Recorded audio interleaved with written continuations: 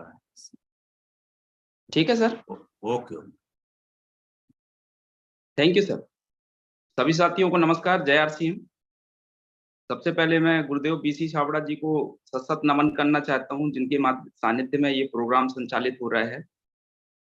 इसके पश्चात योग गुरु हमारे हैं, जो योग के माध्यम से लाखों लोगों को स्वस्थ करने का काम कर रहे हैं, योग की शिक्षा दे रहे हैं। जितेंद्र शर्मा जी को मैं सशक्त नमन करता हूं।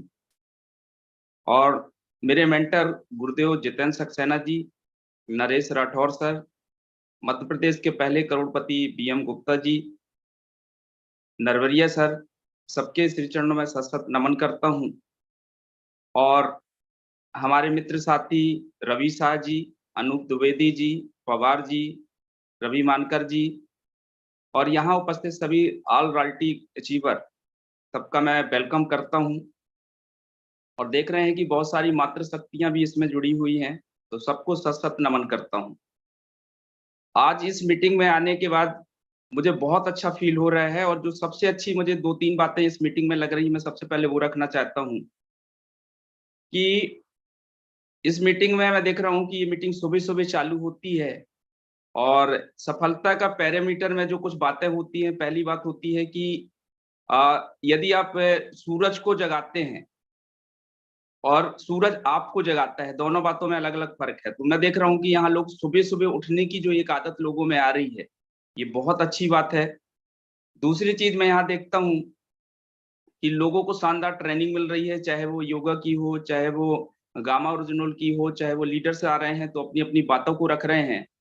और ट्रेनिंग का ही जीवन में बहुत बड़ा कमाल होता है, और ट्रेनिंग से ही जीवन में बदलाव होता है। जैसे आज हम देखते हैं कि सर्कस में अगर हम कभी जाते हैं, तो सर्कस में हम देखते हैं कि वहाँ शेर भी डांस कर रहा है, भालू भी साइकिल चला रहा है, बंदर भी कुछ ना कुछ करतब दिखा रहा है। तो ये सारा कमाल हम देखते हैं कि ट्रेनिंग से हो रहा है। आज हम देखते हैं कि एक व्यक्ति आतंकवादी बन जाता है, तो वो आतंकवादी यदि बन रहा है तो कहीं न कहीं एक ट्रेनिंग के ही कमाल से वो आदमी आतंकवादी बन जाता है। एक व्यक्ति आत्मघाती भी बन जाता है, और यदि वो व्यक्ति आत्मघाती बनता है तो उसके पीछे भी एक ट्रेनिंग का ही कारण होता है। और हिंदुस्तान में जब से ये ट्रेनिंगें चालू हुई हैं, तब से हम देखते हैं कि हिंदुस्तान में सक्सेसफुल लोगों की भी संख्या लगातार बढ़ती चली जा रही है। तो हमारे गुरुदेव लोगों के माध्यम से ये ट्रेनिंग रखी जा रही है, ये मीटिंग्स रखी जा रही है, इसका बहुत आने वाले कल पे बहुत से लोगों के जीवन में बहुत बड़ा बदलाव आने वाला है। और सुबह-सुबह की जो मीटिंग होती है, इसमें मैं देखता हूँ कि हज़ारों लोगों के ऊर्जावान चेहरों के हमको दर्शन हो रहे हैं। इसमें सभी लोग मोटिवेटेड नज़र आ रहे हैं। तो सबसे पहले मैं सभी लोगों को दिल से धन्यवाद देता हूँ। और अपने परिचय की बात करूँ तो नाम अक्षय कुमार सोनी, जौलपुर जिले के एक छोटे से गाँव में मेरा जन्म हुआ। और जन्म होने के बाद जब मैंने अपनी जीवन में शिक्षा-दीक्षा पूरी की, तो मेरी पढ़ाई, अगर एजुकेशन की बात करूँ, तो मैंने MSc किया हुआ है, LLB किया हुआ है। 2 साल मैंने जौलपुर से स्वामी विवेकानंद कॉलेज से बैचलर ऑफ जर्नलिज्म का कोर्स किया हुआ है, और 1 साल मैंने PGDCA किया हुआ है। तो पढ़ाई तो मैंने पूरी 23 क्लास की, लेकिन मेरे बचपन से मेरे जीवन में एक ड्रीम था कि मैं नौकरी कभी भी नहीं करूँगा। ये मेरे जीवन का एक सपना था। पढ़ता था, ये मेरा शौक था, लेकिन नौकरी करने का मेरा कभी भी मन नहीं था। जब मेरी एजुकेशन हुई तो बीच में PSC का मैंने अपने जीवन में एक ही बार फॉर्म डाला था, और मेरा डालने का भी फॉर्म मन नहीं था, लेकिन घर में प्रेशर की वजह से बोला गया कि आप फॉर्म डालो, तो मैंने डाल दिया। बाद में पता चला कि सेंटर भोपाल है, तो मैंने कहा चलिए इसी बहाने भोपाल घूमने का मौका मिलेगा, और मैंने भोपाल गया और भोपाल से एग्ज़ाम दे के आ गया। लेकिन अब ज़िंदगी में मुझे कुछ अलग टाइप का, क्योंकि बचपन से मेरे मन में एक बात थी कि मैं ज़िंदगी में खुद का मालिक बन के रहना चाहता हूँ। मैं ज़िंदगी में खुद का काम करना चाहता हूँ, और ज़िंदगी में मैं बहुत आगे जाना चाहता हूँ। ये बचपन से मेरे मन में एक बातें रहा करती थी। तो मैंने एक समय डिसीज़न लिया कि अब मैं घर पे नहीं रहूँगा और मैं कहीं न कहीं बाहर जाना चाहता हूँ। तो मेरे घर में मेरा विचार हुआ, तो मैंने बिलासपुर में आ गया, और बिलासपुर में मेरे एक मित्र थे, मित्र के माध्यम से फ़ोन किया यार कि मैं आना चाहता हूँ, तो बोले आ जाओ, अपन कुछ ना कुछ यहाँ काम शुरू करते हैं। तो जब मैं घर से निकला तो तब उस समय मुझे घर के माध्यम से ₹1700 मतलब मेरे जेब में थे, और ₹1700 लेके मैं बिलासपुर आया। बिलासपुर आने के बाद मैं यहाँ पास अपने दोस्त के घर में 2-3 दिन रुका, और 2-3 दिन रुकने के बाद मैंने एक स्कूल को जॉइन किया उसके माध्यम से। तो स्कूल में मैं पढ़ाता था, जहाँ मेरी महीने की सैलरी ₹2000 होती थी। मैथ्स का मैं टीचर होता था। साथ में मैं अपना धीरे से कोचिंग सेंटर स्टार्ट किया। तो एक दिन मेरे मित्र ने मेरे से बात की कि आज आप क्या कर रहे हो? तो मैंने कहा मैं फ्री हूँ यार, मैं तो रूम में ही अकेले रहता हूँ और क्या करता हूँ। तो मित्र ने मेरे से बोला कि एक जगह मीटिंग चलना है, क्या चलोगे? तो मैंने कहा यार टाइम तो वैसे भी पास नहीं हो रहा, चलिए मैं चलने के लिए तैयार हूँ। तो उनके साथ में चला गया। 2009 की बात है, त्रिवेणी व्यापार विहार में त्रिवेणी भवन में एक प्रोग्राम था। तो दोस्त के साथ अपने उस प्रोग्राम को अटेंड करने गया। जब उस प्रोग्राम को अटेंड किया तो काउंटर में सबसे पहले 100 रुपए मांगा गया। तो मुझे थोड़ा सा अजीब से लगा कि यार यहाँ आए हैं और ये बंदा बोल रहा है 100 रुपए दे दो, तो बोले दे दो। तो मैंने 100 रुपए दिए, टिकट कटाई, जाके हम लोग लास्ट में बैठ गए। मीटिंग को देखा तो मीटिंग में मुझे बहुत अच्छा लगा। और जब मीटिंग के मैं बाहर निकला तो दोस्त ने मेरे से एक ही सवाल किया कि कैसा लगा। तो मैंने कहा यार बहुत शानदार लगा, क्योंकि हमारा 2-3 घंटे का समय जो था वो कट गया था। उसके बाद उस मीटिंग में मुझे एक बात जो है सबसे ज्यादा टच की। दिनेश चौधरी जी का प्रोग्राम था। दिनेश चौधरी जी ने एक अपनी मीटिंग में एक बात रखी कि एक व्यक्ति को खड़ा किया, उनसे पूछे कि आपकी उम्र क्या है? बोले 27 साल है। तो बोले आपकी जिंदगी में दीपावली कितने बार आई होगी? तो उन्होंने बोला 27 बार आई होगी। बोले होली कितने बार आई होगी? बोले 27 बार आई होगी। तो जीवन में जितने त्योहार है वो 27 बार आए होंगे। बोले आपकी जिंदगी में मौत का सामना कितने बार हुआ? तो बोले एक आध बार कभी ऐसा हुआ होगा।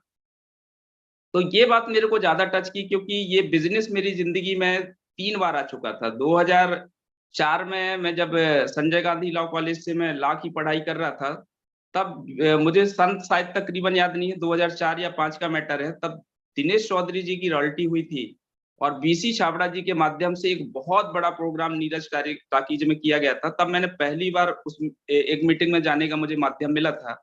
लेकिन उस समय मुझे बात समझ में नहीं आई। इसके बाद ये बिज़नेस मेरे पास 2006 में भी आया, तब भी मुझे बात समझ में नहीं आई। लेकिन जब 2009 में मैंने इस प्रोग्राम को देखा तो मुझे एक बात समझ में आई कि अगर ये बिज़नेस बार-बार मेरी ज़िंदगी में आ रहा है, मतलब कहीं न कहीं इस बिज़नेस को, ये मेरे लिए गॉड की प्लानिंग है। और मैंने इस विषय में अपने रूम पे बैठ के सोचना शुरू किया कि मुझे करना चाहिए कि नहीं करना चाहिए। ये बात तो मुझे बचपन से पता थी कि अगर ज़िंदगी में अमीर बनना है तो बिज़नेस करना पड़ेगा। आज जो भी लोग मेरे सामने इस प्लेटफ़ॉर्म पे बैठे हुए, अगर वो चेक करें कि आपके शहर का जो सबसे अमीर व्यक्ति होगा, वो कहीं न कहीं कोई न कोई बिज़नेस ही कर रहा होगा। जो इंसान जितना बड़ा पैसे वाला होगा, उसका किसी न किसी चीज़ का नेटवर्क होगा, ये बात तो मुझे समझ में आती थी। लेकिन उस समय हमारे पास ऐसा, ये बात जानकारी में तो थी, बट हमारे पास इतना पैसा नहीं था कि हम व्यापार कर पाएँ।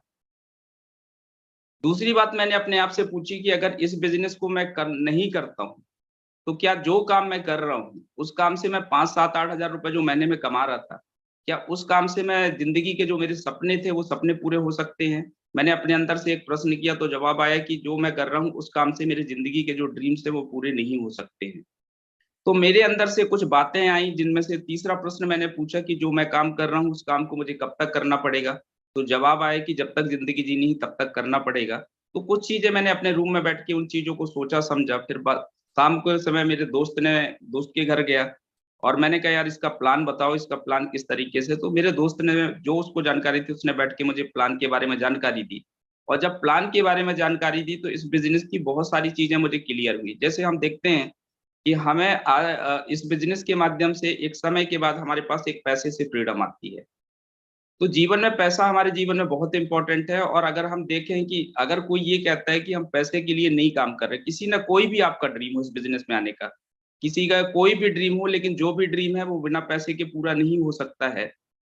तो मैंने देखा कि इसमें पैसे से हमको फ्रीडम आ सकती है। एक समय के बाद यदि हम बिज़नेस में अगर लगातार काम करते हैं, एक अच्छा नेटवर्क हमारा बन जाता है, तो हमारे समय के साथ भी हमारे इस ज़िंदगी में फ्रीडम आ सकती है। क्योंकि बाज़ार में हम देखते हैं, मार्केट में देखते हैं कि बहुत से लोगों के पास पैसा तो है, बट उनकी ज़िंदगी में अगर टाइम की बात आती है, तो उनके पास समय का अभाव होता है।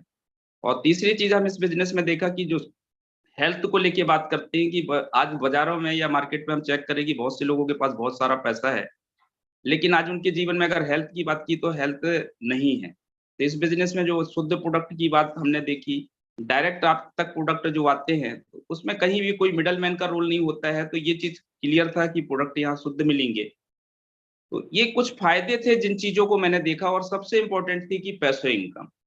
क्योंकि आज की डेट में हम देखते हैं कि हम काम करते हैं तो पैसा आता है, और काम करना बंद करें तो पैसा आना भी बंद हो जाता है। और सबसे बड़ा अभी हमने कोविड का देखा एग्ज़ाम्पल कि बहुत से लोगों ने काम करना यदि बंद किया, तो उनके पास इनकम आना बंद हो गई थी। और ये बात अच्छी लगी कि हम एक समय अगर अपना नेटवर्क को बना लेते हैं और उसके बाद इस सिस्टम पे हम रहते हैं नहीं रहते, काम करते हैं नहीं करते हैं, एक सिस्टम आपके लिए काम करता है और यहाँ से हमारे पास इनकम आती रहती है।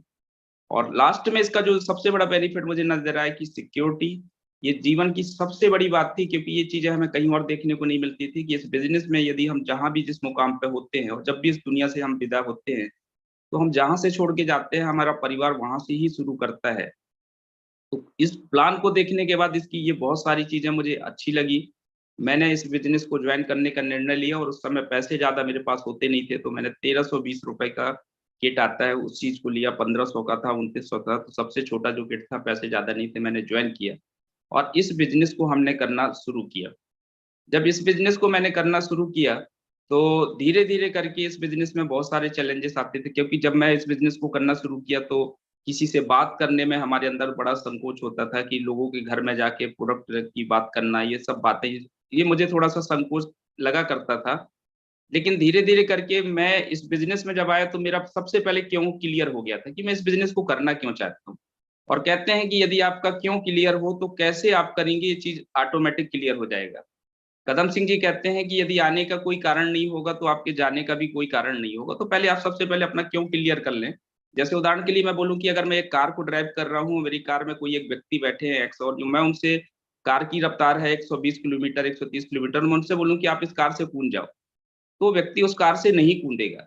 लेकिन अगर मैं उससे ये कहूँ कि आगे बहुत बड़ी खाई है और मेरा ब्रेक जो है फेल हो गया है, अब उस व्यक्ति का क्यों क्लियर हो गया, उसे कूदना कैसे है, वो ऑटोमेटिक कूद जाएगा। तो सबसे पहले मैं लोगों यही कहना चाहता हूँ आपसे भी कि क्यों क्लियर जरूर करें कि इस बिजनेस में आने का कारण क्या। अगर आने का कारण आपका बन जाएगा तो फिर आपको किसी भी प्रकार की कोई समस्या नहीं होनी, कोई चैलेंज आपको परेशान नहीं करने वाले, किसी के ना करने से कोई फर्क नहीं पड़ने वाला है। तो मेरा क्यों क्लियर था, मैं बड़ा काम करना चाहता था, मैंने स्टार्ट किया। करने के बाद धीरे धीरे करके सीढ़ी दर सीढ़ी हम लोगों ने बढ़ना शुरू किया। और जैसे ही मैं इस बिजनेस के रनर पिन पे आया, तो रनर पिन में आने के बाद बिजनेस में थोड़ा सा चैलेंज आ गए। और चैलेंज आए तो फिर इसके बाद काफी समय तक मैंने वेट किया और मुझे विश्वास था कि इसको मुझे करना है। मैंने लगातार इसकी जानकारी लेते रहा, लेकिन इसके बाद मुझे कोई जानकारी नहीं मिली। तब फिर मैंने इंश्योरेंस सेक्टर पे कदम रखा और क्योंकि इस बिजनेस में आने के बाद मेरे अंदर एक चीज अच्छी आ गई थी कि मुझे बोलना ज्यादा नहीं आता था, लेकिन इस बिजनेस में आने के बाद मुझे बात करना आना शुरू हो गया। स्किल डेवलपमेंट मेरा हुआ, मोटिवेशन आना शुरू हुआ, क्योंकि जो चीजें किसी कॉलेज विद्यालय में हमको कभी नहीं सिखाई जाती कि मोटिवेट कैसे रहना है, पैसे कैसे कमाना है, लेकिन इस सिस्टम में आने के बाद ये चीजें मिली कि मोटिवेट कैसे रहना है, पैसे कैसे कमाना है, वो सारी चीजें सीखने को मिली। और इसका बहुत बड़ा बेनिफिट मुझे इंश्योरेंस सेक्टर में मिला। मैंने शुरू किया, उस काम को करना शुरू किया, लगातार उसमें तरक्की करता चला गया। और 2014-15 के दौरान मुझे पता चला कि आरसीएम बिजनेस फिर स्टार्ट हो गया है।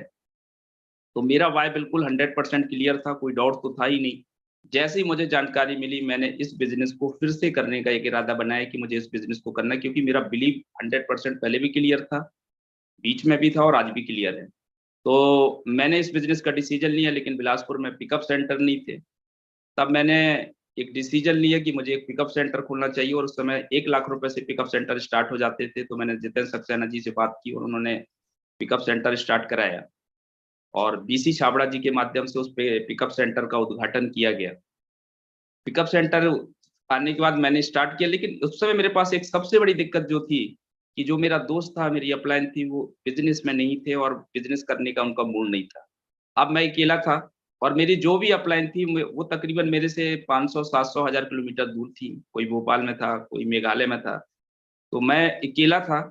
और मैंने एक निर्णय किया कि मुझे काम करना है।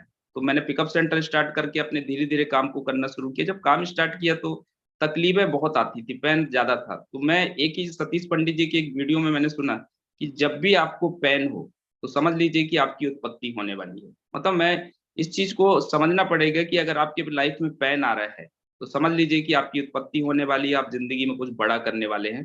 तो पेन मैंने लेने शुरू किया, क्योंकि ये बात क्लियर थी कि नो पेन नो गेन। तो स्टार्ट हुआ, धीरे धीरे करते करते मैंने 2016 में रॉयल्टी क्लियर की। और इसके बाद लगातार काम को मैं बढ़ाता गया। और 2020 में मेरे पर्ल पिन क्वालिफाई हुआ। और 2021 में, सॉरी 2020 में ही मेरा स्टार पर्ल क्लियर हुआ, जब कोविड में सारी दुनिया बंद थी। उस समय हमारी इनकम लगातार बढ़ रही थी। और उस टाइम अगर मैं बात करूं मेरी हाईएस्ट इनकम की मैं बात करूं तो मेरी 1,04,953 रुपए की हाईएस्ट इनकम उस समय कोविड के टाइम पे जब दुनिया अपने घर पर बैठी हुई थी तब मेरे पास ये इनकम है। इस बिजनेस के करने से मेरे जो फायदे की अगर मैं बात करूं तो मैं जब इस बिलासपुर शहर पे आया था तो मेरे पास 700 रुपए महीने के रेंट में के मकान पे रहता था। आज बिलासपुर शहर की सबसे बढ़िया शानदार सिटी रामा ग्रीन सिटी के सामने शिवम विहार सिटी है जिसमें मेरा खुद का आज एक मकान है। इस बिलासपुर शहर पे अगर मैं बात करूं तो मेरा कम से एक बंडर पिकअप सेंटर है जो तकरीबन 10 से 12 लाख रुपए के से मैंने स्टार्ट किया, वो काम मेरा कर रहा है।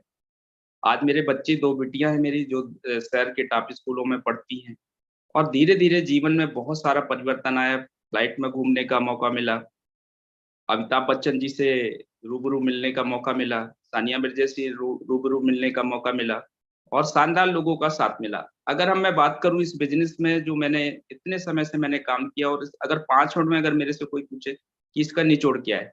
तो मैं आप लोगों को सिर्फ़ 2-3 मिनट और लेना चाहता हूँ और बताना चाहता हूँ कि इस बिज़नेस को जब भी आप शुरू करें, तो 100% फ़ोकस के साथ आप शुरू करें क्योंकि यदि आपका फ़ोकस क्लियर होगा, तो आप अपने लक्ष्य तक आसानी से पहुँच जाएँगे। बहुत से लोग क्या करते हैं कि अपने फ़ोकस पे नहीं रहते हैं।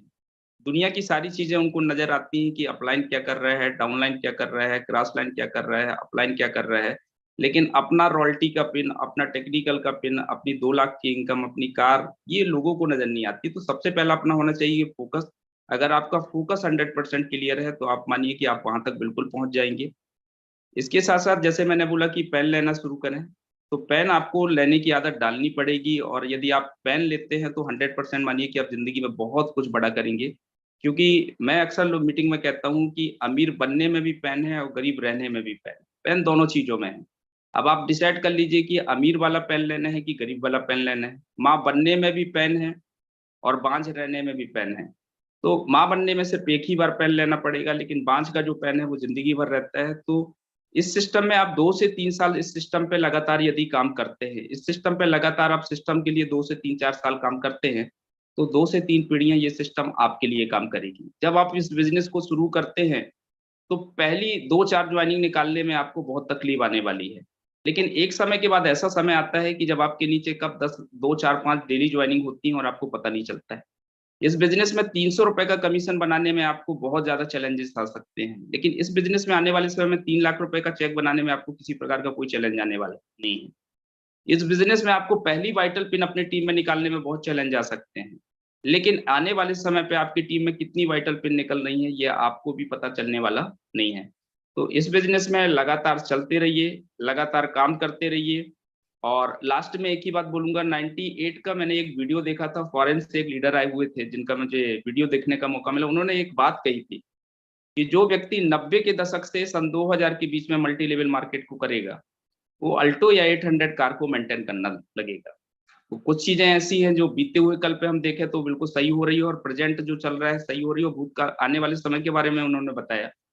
कोई इंसान यदि सन 2000 से 2010 के बीच में अगर एमएलएम में लगातार काम करता रहता है, तो होंडा सिटी, इनोवा ऐसी कारों को मेंटेन करना शुरू कर देगा। कोई व्यक्ति सन 2000 से लेके 2010 से लेके 2020 के बीच में यदि का एमएलएम में जुड़ा रहता है, तो बीएमडब्ल्यू, मर्सिडीज़ जैसे कारों पे आ सकता है और आज हम देखते हैं कि इंडिया के बहुत से लीडर हैं जो इस तरीके की कारों को मेंटेन कर रहे हैं। 2020 से लेके 2035 के बीच में यदि कोई एमएलएम में टिका रहेगा, लगातार काम करता रहेगा, तो वो अपने खुद के जेट प्लानों में आ सकता है। तो मैं आपसे यही कहूँगा कि आने वाले कल में भारत का बहुत बड़ा भविष्य है और आने वाले कल पे इसकी तस्वीर जो है बिल्कुल बदलती रहेगी। लेकिन इसके लिए हमको एक ही काम करना है, नेटवर्क को हमको बनाना है। लगातार अपने अपलाइन को फॉलो करना है, सिस्टम को फॉलो करना है और यदि हम लगातार इस तरीके से सिस्टम में लगातार काम करते रहेंगे, तो आने वाले कल पे हमारा और हमारे बच्चों का भविष्य बहुत शानदार होने वाला है। तो लास्ट में यही कहूँगा कि यदि करते हैं आप अपने बीवी-बच्चों से प्यार, तो नहीं करेंगे आरसीएम से इनकार। Thank you sir. जय आरसीएम।